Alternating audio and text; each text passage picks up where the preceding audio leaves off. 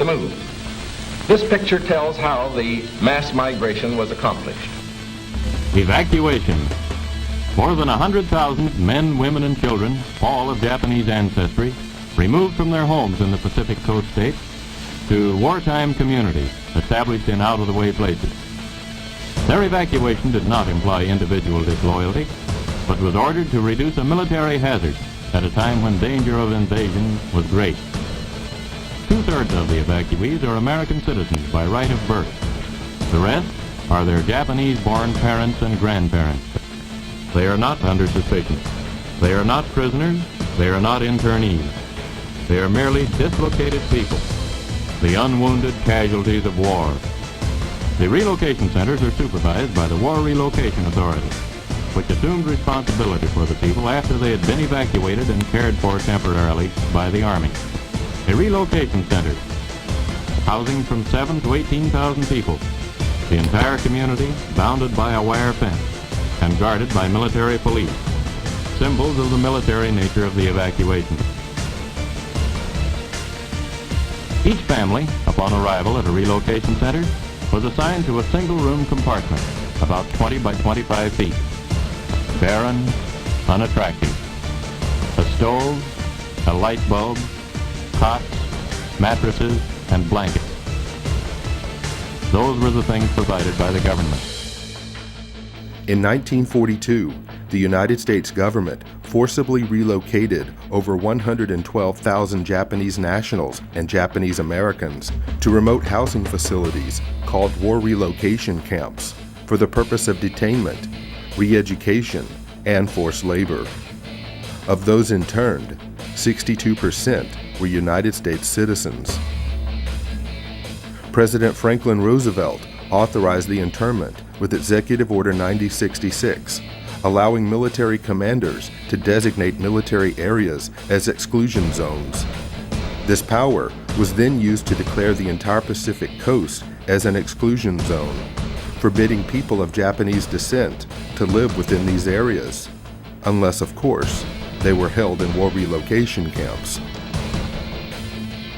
In 1944, the Supreme Court upheld the constitutionality of these exclusion zones, and in 1945, after 2.5 long years of imprisonment, the interns were finally released.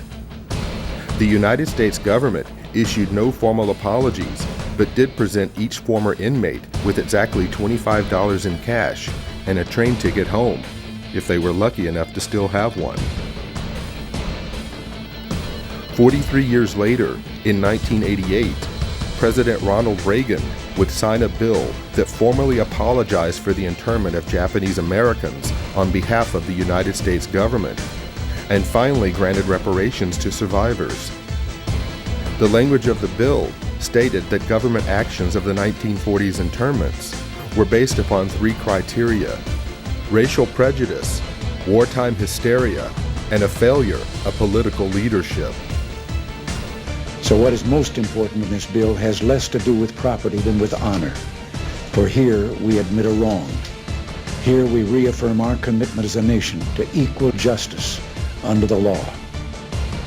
In 2001, following the attacks of September the 11th, our government again went into open roundup mode, detaining and imprisoning thousands of United States citizens, again seemingly based upon the same 3 criteria used to intern Japanese Americans: race prejudice, war hysteria, and a failure of political leadership. Let there be no argument. The United States government has put its own citizens in detention centers. The justifications for doing so range from personal prejudices based upon political and religious grounds to wartime frenzies and fears of future terrorist attacks. In a time of great crisis, the impossible becomes possible. Is it possible that internment camps are being built in the United States today? Is it possible that history will repeat itself?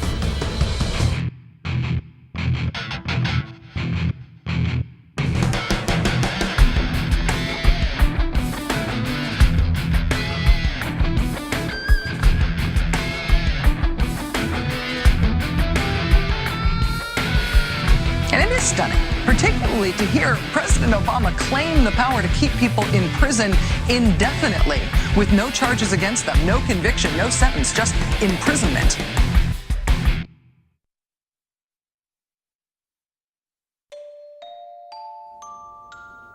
Well, we used internment camps here in the United States during World War II, and we interned Japanese Americans, or Americans, I should say, to be more correct, Americans of Japanese descent. And these people were cordoned off for the duration of the war. Background checks could have been done. They could have been released or cleared out of those facilities. But it was thought best, because there was so much animosity toward the Japanese for the attack on Pearl Harbor and subsequent deaths of U.S. soldiers, that these people just be kept out of sight in one of their detention facilities. On April 1st, 1979, by Presidential Executive Order 12127, the Federal Emergency Management Agency was created for the purpose of coordinating the response to disasters that have occurred in the United States and that overwhelm the resources of local and state authorities. Upon its creation, FEMA absorbed the Federal Insurance Administration, the National Fire Prevention and Control Administration, the National Weather Service Community Preparedness Program, as well as several other federal-level preparedness programs. FEMA was also given the responsibility for overseeing the United States Civil Defense, a function which had previously been performed by the DoD's Defense Civil Preparedness Agency. In 2003, FEMA became part of the Department of Homeland Security's Emergency Preparedness and Response Directorate. FEMA follows three simple directives. 1. National emergency recovery. 2. Continuity of government. And 3. Combating perceived threats to the existing social and political order.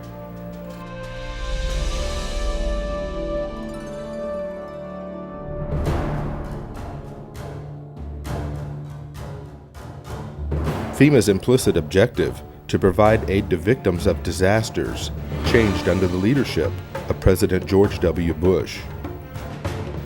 Although some may argue, prior to the Bush administration, FEMA's reaction time for responding to and the handling of national emergencies was beginning to improve.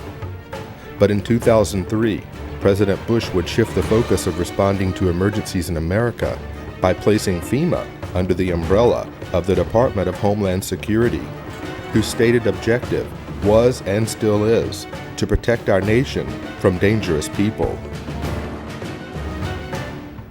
Did the Bush administration's war on terror mentality take priority over the government's emergency response to provide aid to victims during a national disaster? We're fighting evil.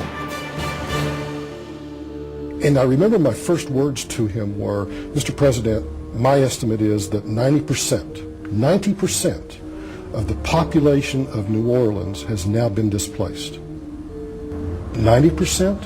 Yes, sir, I believe it is that bad. That's how bad it is. I really thought that would get just the whole mechanism of the federal government to come charging in, is once again this mentality that it's a natural disaster. It's a hurricane. It's not Al-Qaeda. The most important job of government is to protect the homeland. In the midst of a searing heat wave, Jefferson County residents lined up in their cars for food and water, wondering what took so long. Slow. Everything is slow. The man who runs the county, Judge Carl